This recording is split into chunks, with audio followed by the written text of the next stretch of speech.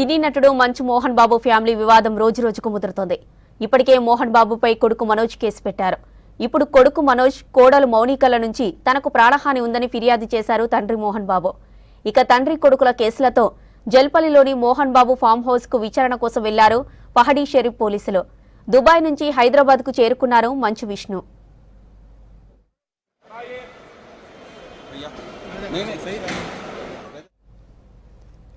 ఏ ఇంట్లోనైనా అన్నాదమ్ముల మధ్య గొడవలు సహజమేనన్నారు మోహన్ బాబు. ఇళ్లలో గొడవలను అంతర్గతంగా పరిష్కరించుకుంటారని చెప్పారు. తమ ఇంట్లో చిన్న తగాదా వచ్చిందని దాన్ని పరిష్కరించుకుంటామని తెలిపారు. గతంలో తాను ఎన్నో కుటుంబాల సమస్యలను పరిష్కరించానన్నారు మోహన్ బాబు.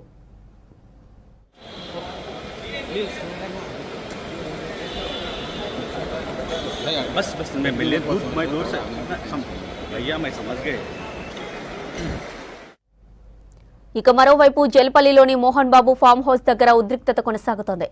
మంచు విష్ణు, మనోజ్ బౌన్సర్లకు మధ్య గొడవ జరుగుతోంది. మనోజ్ బౌన్సర్లను బయటకు తోసేశాడు విష్ణు. దీంతో మనోజ్ భార్య మౌనికతో వీడియో కాల్లో మాట్లాడారు బౌన్సర్లు.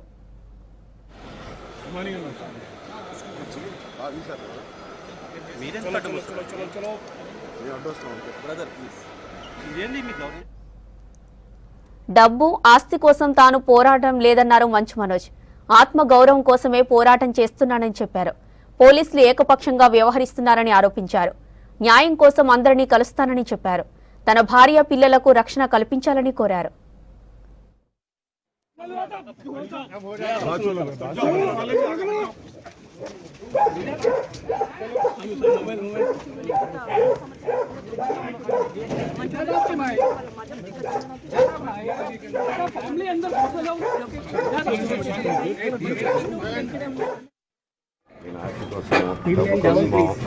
ఈ పోరాటం చేయట్లేదు.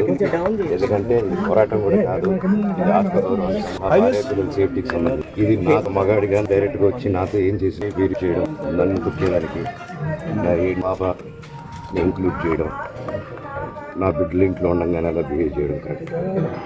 ఈరోజు పోలీస్ దగ్గరికి నేను వెళ్ళి ప్రొటెక్షన్ అడిగాను. నేను మొన్న వచ్చి అడిగినప్పుడు మీకు అన్ని ఎవిడెన్స్ ఇస్తాను. ఎస్ఐ గారు ఇక్కడి నుంచి వచ్చి నేను ఇస్తాను సార్ చూపించాను. కౌన్సిలర్లు అందరూ అభివృద్ధి దాంకున్నారని చూపించాను. అది కూడా చూసి ఓకే సార్ నేను ధైర్యంగా ఉండండి, మేము ఎక్కడికి వెళ్ళట్లేదని చెప్పి మాట్లాడి పారిపోయారు.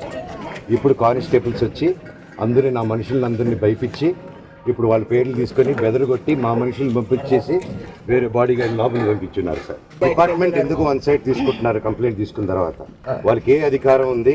నా ప్రొటెక్ట్ చేసే మనుషుల్ని పంపించేదానికి అధికారం